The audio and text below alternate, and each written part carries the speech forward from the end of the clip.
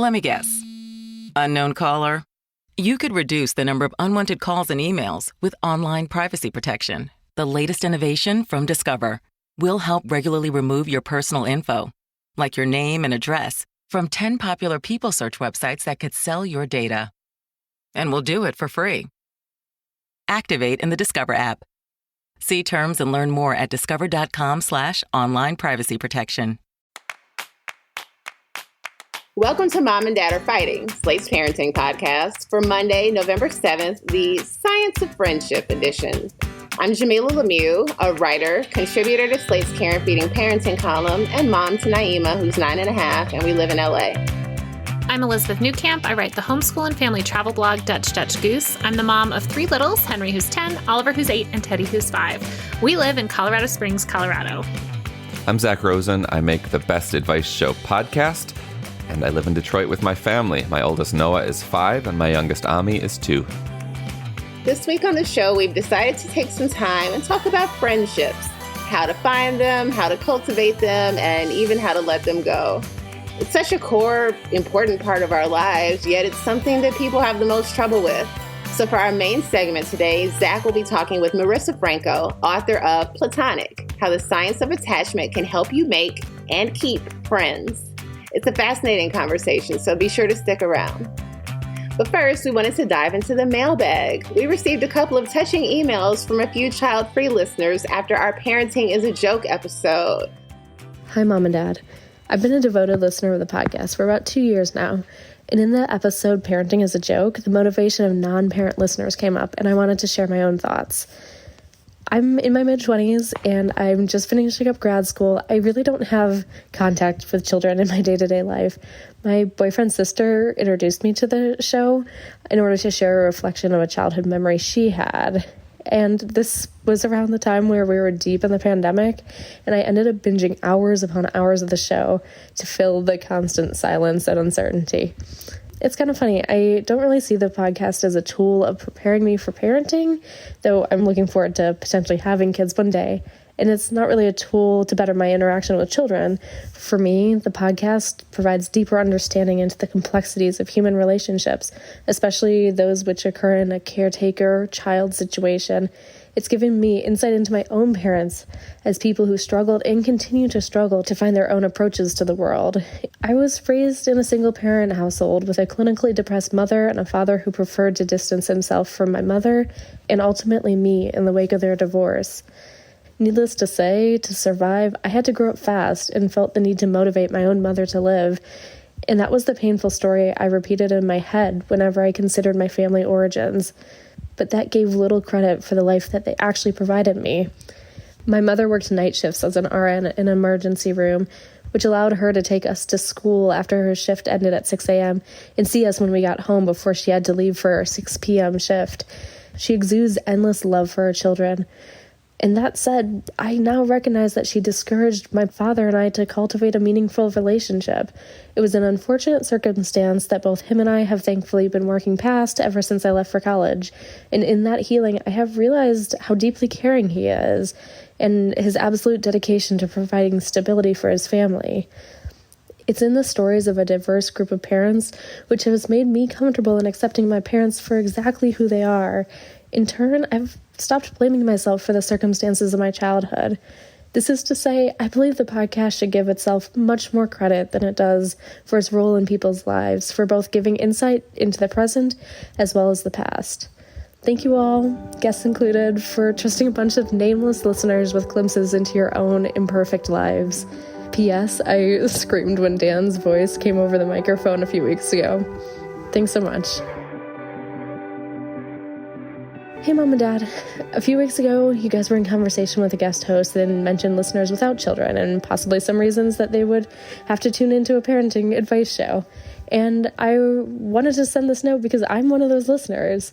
Initially, I listened because I love advice columnists, and I've worked with children often, mostly in camp and tutoring settings. I realized over time I stay because your stories and advice have illuminated for me a new modern way of parenting that affirms the dignity of every child and wholly respects their emotions. I love my parents and they did the best they could, but I was not raised that way. So it makes my heart so glad to hear the ways that you three do better. And even if I never become a parent, I know that I will have a different relationship to the children in my life because of your work. So thank you for all you do.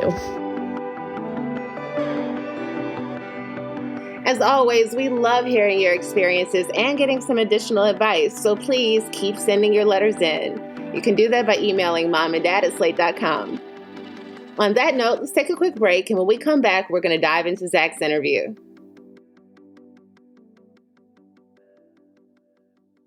It's time to reboot your credit card with Apple Card.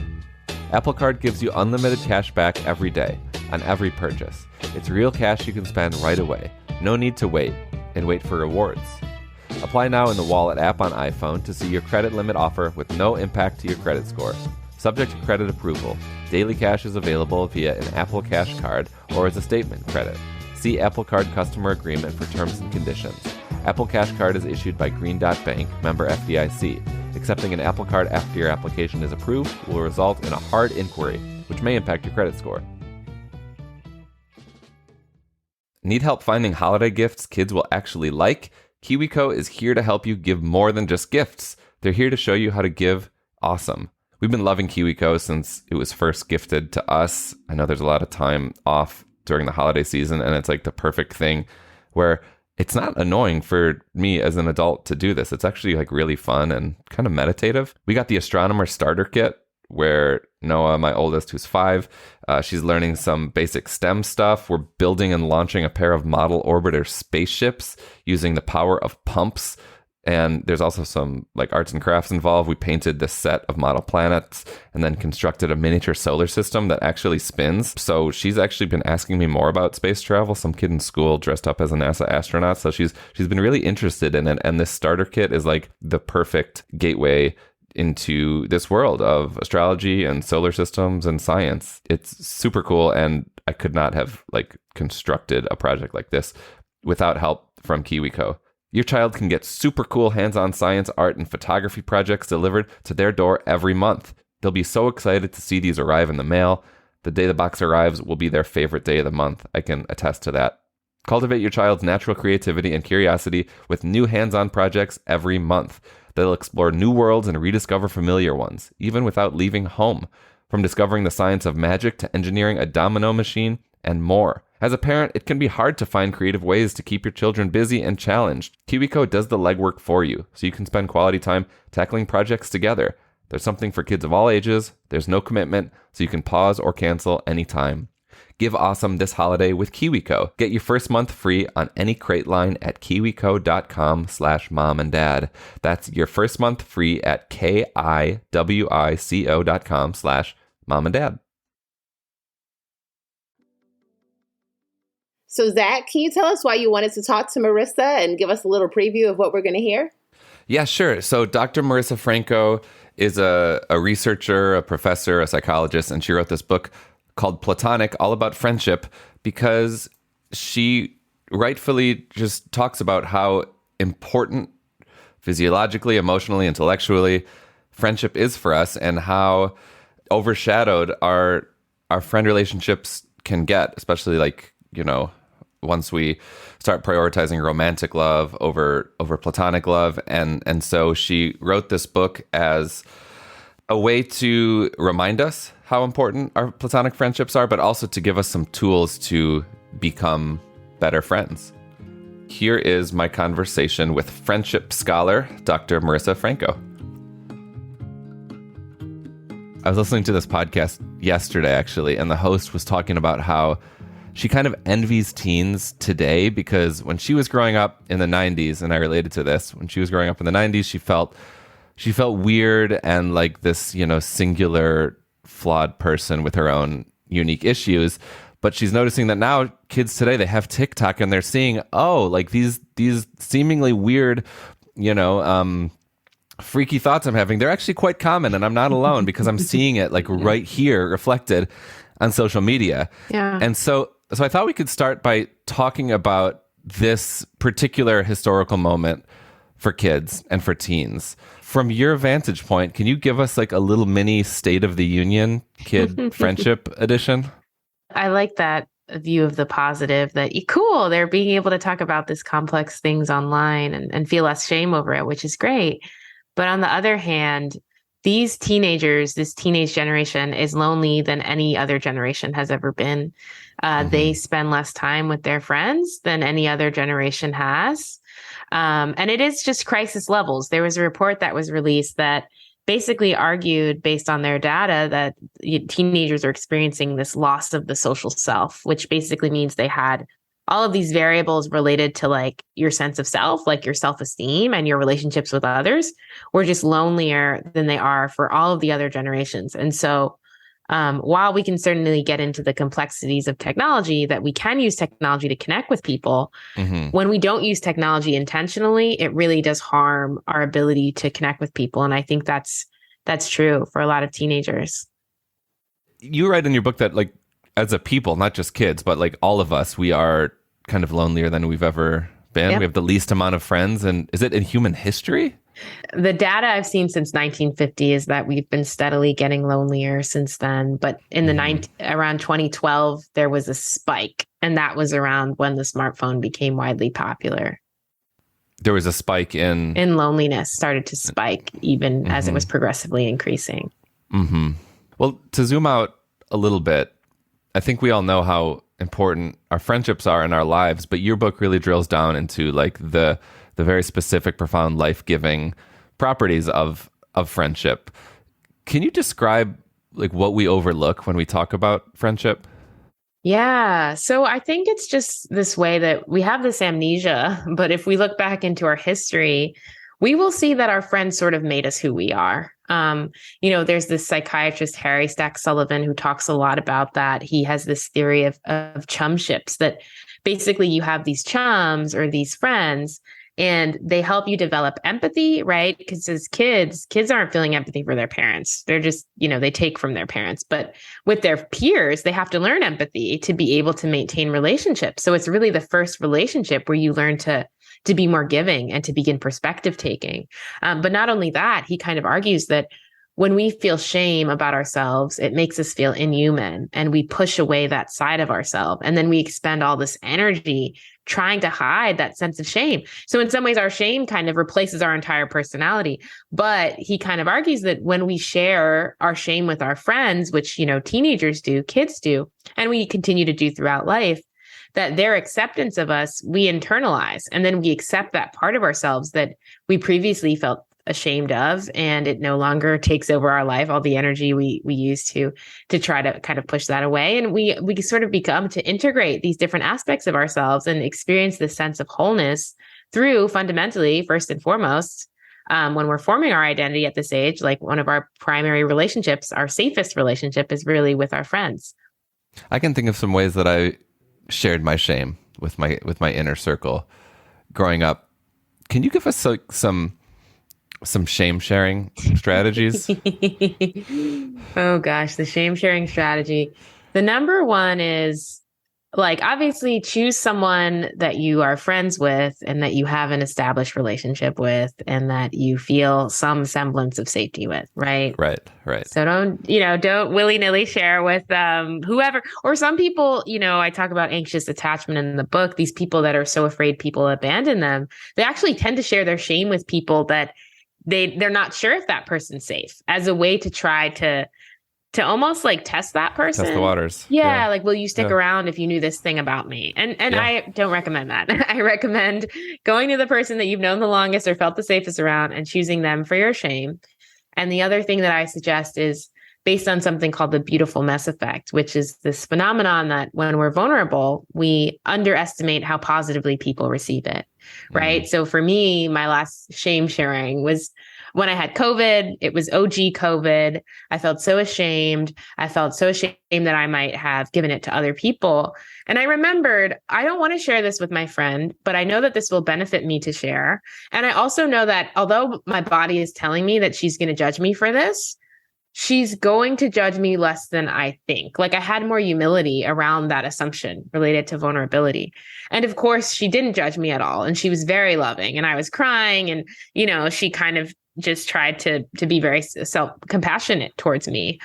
So I think just also keeping that in mind, that when we think about how our vulnerability comes off, our judgments are so skewed, and likely people are going to be more loving towards you than you think. I mean, you're a pro at this, but like, what happened between the time that you felt the shame and decided to share it? How did you get to that point of convincing yourself to share it? It was literally like forcing myself because I really had to force, because shame is basically the idea that if I share this thing about you, Brene Brown talks about this, you're not going to love me. Like, that's part of what shame is. Right. So like the fact that we feel shame about something means that we think that if we tell this to people, they're not going to love us fundamentally by definition. Right. So sometimes we really need to force ourselves. You know, why should we force ourselves? Because sharing our shame tends to deepen our relationships. It also, I talk about in the research, the book Platonic, a study that found that out of 106 factors that influence our depression, having a confidant is the most significant protector against it. So like, it really does so much for our mental health and well-being. And I know the research. My body didn't feel the research. Right. So I had to almost intellectually force myself and wait for my body to catch up.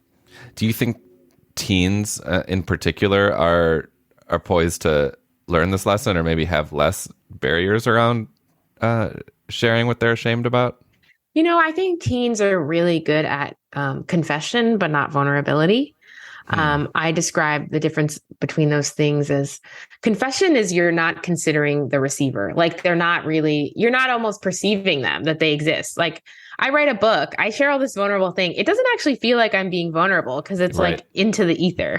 And I think that's social media too, where we can share these very vulnerable things on TikTok or Instagram, but it feels less vulnerable than if we sat down with one of the people that is watching this video and actually told this to them. And so there's this difference in that you're not actually facing the consequences in the same way because it's not as much of a visceral experience because there's some distance. So I think teens, to your earlier point, they're great at confessing. There's more of this conversation on like mental health, well-being, quirks than there ever has been, but I'm not sure that they're great at vulnerability. Is anyone doing a good job of, teaching vulnerability? Like, is that part of curriculums now? Like, since like Brene Brown kind of, made it pop, are there districts that you know of, or, there are programs. I mean, I consult for this program that helps create curriculum for schools. So there is definitely more talk about it. And I think finally Congress is talking about mental health. So and especially because like, the mental health issue is at crisis levels. Like I have parents contacting me about their kids who are so lonely, struggle so much to make friends. Their mental health is really, really suffering, right? And it's just like, how bad does it have to get before we just start like taking more preventative measures? Like, let's just make sure we're talking about this before it happens, before people are suffering, before things are so bad. Okay, I am Joe Biden, and you are getting a call from me right now. I'm not going to do an impression because I can't. But, okay, Dr. Franco, this is Joe Biden. I'm calling from the Oval Office. I, right now, am making you czar of teenage mental health. First of all, congratulations. I had a long list. You were at the top. I was looking for New York Times bestselling authors in particular, who are also professors and psychologists. So you've got the gig. We are going to make an impact. What are you going to do in your first 100 days as czar? Ooh, well, first of all, thank you, Joe. I'm so flattered. I would like for us to mandate a mental health, socio-emotional learning curriculum in schools, like at least one class, right? I think we can do one class, right? And more funding of that, more resources of that, more qualified people to, there's obviously a lot of moving parts that you would have to invest in to get this way. But I think that socio-emotional learning piece, I talk about this, I teach a class on loneliness. It has to include technology. It has to include what does it look like to have a responsible relationship with technology? Because again, I shared technology can connect you to people. The problem is we're not using it in ways, and our teens aren't using it in ways that foster connection. So we need to understand how to use the technology to be able to actually leverage it for connection. What can you, because you're going to get to do a, what is it called? The State of the Union I'm just going to give you my slot. I'm still Biden here. I'm just going to give you my slot, and you're going to get to talk directly to the American people. So what do you want them to know? I would like you to know that the research finds that when we use technology to replace in-person connection, we're lonelier than ever. When we use it to facilitate in-person connection, we're less lonely than if we had no technology. So you use your technology to contact someone on Instagram to hang out in person. Use your technology to, comment on that TikTok video, get to know that person so you can then hang out face to face, right? Use it as a jump off point. It's not the end in itself. Like scrolling over TikTok, that may make you feel connected, but it's actually just another form of isolation and its impact on your mental health and its impact on your feelings. The other thing that I will say is that how we use technology, there's some research finds no relationship between technology use and mental health. And that's because it really depends on how you use it. When you just lurk and you just scroll, it negatively impacts mental health, feelings of connection. When you engage, you're commenting on people's pages, you're sharing that you're proud of them, happy for them, you're messaging people, right? You're sharing things about yourself. That active engagement is actually related to feeling more connected. So using it in that intentional way means I'm going to use this to connect with people in person, and I am going to actually comment and engage. And if I'm endlessly scrolling, I'm going to notice and I'm going to stop myself. Yeah. Yeah. I mean, we all know kids. We might have, they might be our kids. We might have been those kids when we were younger. But we all know kids who have had a hard time making friends. Maybe they're quiet, or, they're dealing with depression or feel like outsiders, or any combination therein. As parents and caregivers who aren't in the thick of that loneliness that our kids are feeling, we sometimes tell them, you should join a club, or, put yourself out there more. But like, what do you think we should say in addition to that pretty basic advice that might, sound pretty hollow to our kids? We need to validate that, hey, loneliness is really hard and it feels really bad. And some of the ways, I think of loneliness, it's not just a feeling, it's actually a mind state where you think people are rejecting you when they're not. You dislike other people. You desire to connect. You also desire to withdraw. You see other people as more threatening, right? And so I think we need to also remind them that sometimes when you're lonely, you might feel that everybody is going to reject you. Is that how you feel sometimes, right? But in fact, that's just a feeling that our sort of a way that our brain might speak to us when we're lonely. And it's not necessarily the truth. Like, I wonder if there's any times where someone did show you that they loved you or valued you today. Like, tell me about that moment, right?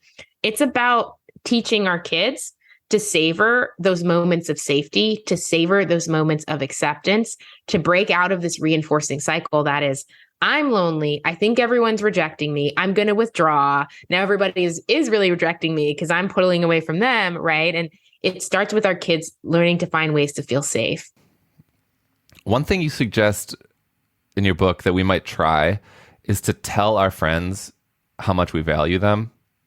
And I thought we could end this interview by each of us shouting out a friend of ours in this way. So can you start and model what you mean? And then I'll pick one of my friends and do this too. I love this. I will shout out to my friend Kristie, because Kristie always shows up. She's the one who reaches out and sees how you're doing. She's the one when you have an event, she's always there. She's the one that understands that friendship is a responsibility and a deep investment in another person. And Kristie makes me feel loved, and Kristie makes me feel cared for. And she does it without me even asking. It's part of her very identity. And so I love you, Kristie. I'm going to send this to you when it comes out. I love it. Kristie, thank you for doing this important work that you're doing.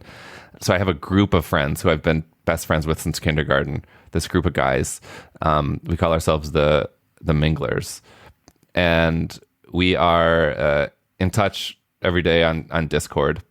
And the thing that I want to say to you Minglers is that I feel like there's nothing off limits. Going back to the shame thing, like, I can say anything to you, whether it's embarrassing or ridiculous. And I know that I'm not going to lose you as my friends. I feel very safe talking about whatever with you guys. And I've realized as I've grown older that this is a unique thing, especially for for guys, I found. So thank you for always making me feel safe. And I love you guys. Is there anything else you want to say? I mean, first of all, I feel all warm inside from listening to your affection and sharing mine. So thank you for that. And that, my niece, she's a young person.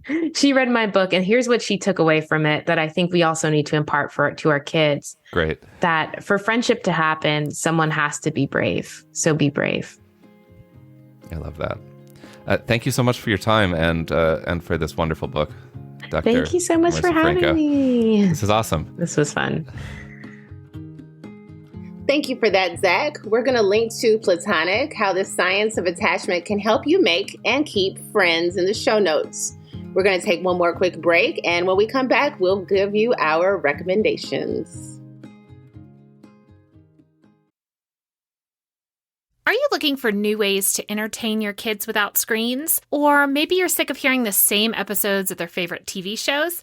Then you've got to try Pinna. Pinna is an audio streaming service just for kids that includes tons of podcasts, audiobooks, and more, geared at ages 3 through 12. They offer some well-known stories and so many original podcasts and audiobooks. Their content is entertaining, engaging, appropriate, and even educational. It's the perfect solution for the car, winding down before bed, or relaxing after school. Plus, it's fun for the whole family. We listen together, and not only do we laugh, we often end up having conversations as the podcasts spark their curiosity. Don't miss out on one of the best kids apps. Pinna is offering our listeners 1 year at $19.99 for a full access annual subscription, a savings of over $50. Just head to pinna.fm/promo to sign up and use code MOM and DAD at checkout. That's PINNA.fm/promo. This episode is brought to you by Best Buy. This year, let Best Buy be your holiday hype partner. Whether you're searching for exciting gifts, trying to snag the hottest holiday deals, or looking for ways to simplify the giving and receiving experience, Best Buy is here to help. Best Buy makes it easy to get your gifts how and when you need them, with free next-day delivery on thousands of items, as well as same-day delivery and in-store pickup options. Make Best Buy your go-to gifting destination this holiday season for products that help you enjoy what really matters, like quality time with the family. We have been watching kids' movies together. Now both of my kids are old enough to sit through a whole movie, and we have a TV that sometimes works. So I think it actually might be time to invest in a proper TV so we can watch stuff together in bed, get real cozy before bedtime. It's been like so nice to sit with my family and appreciate culture with them. It's been so nice just to have the four of us together watching movies. It's like my favorite thing to do.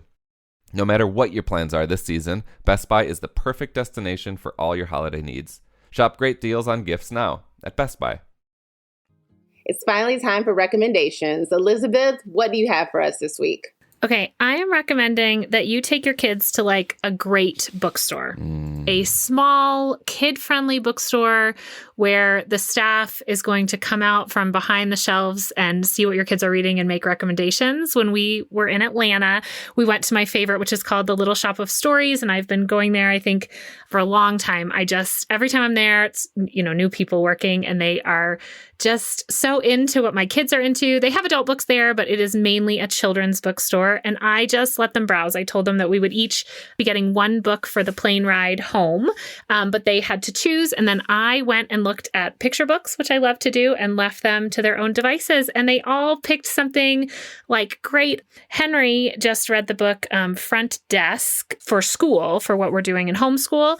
And he kind of had a list and was going to go in and get another one from this list, and instead chose the second book from Yang's series. And so I was so he's such a list kid, finishing stuff, that he would read this book and be so into it that he wanted to pick up the second, and he finished it on the flight. It was great. And even Teddy picked out a great little reader, and he said, I can read, 6 of the words on the page. So this is a good one for me to get. So I just was so pleased. We had the best time. It was completely chaotic because they all had to make choices, and I left them. But it was just a lovely experience that I think really drives in that love for reading and books. And so I go find a great bookstore and go there and browse with your kids. Love it. Very cool. Zach, what about you? I'm going to recommend a movie. It's a French film called Petite, Maman. which means little mom, I think. It's from the filmmaker who did you either of you see Portrait of a Lady on Fire? No. It's incredible. But the filmmaker, her name is Celine Sciamma, and this one, it's super short, first of all, which is a lame way to like start my adoration for a movie. It's only 70 minutes, but it's only 70 minutes. That works for me. Yeah, exactly. I've talked about the length of movies before. I'm already sold.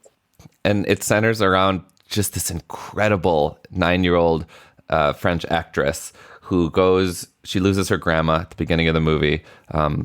And she and her mom and dad go to clean out her grandmother's stuff at her apartment.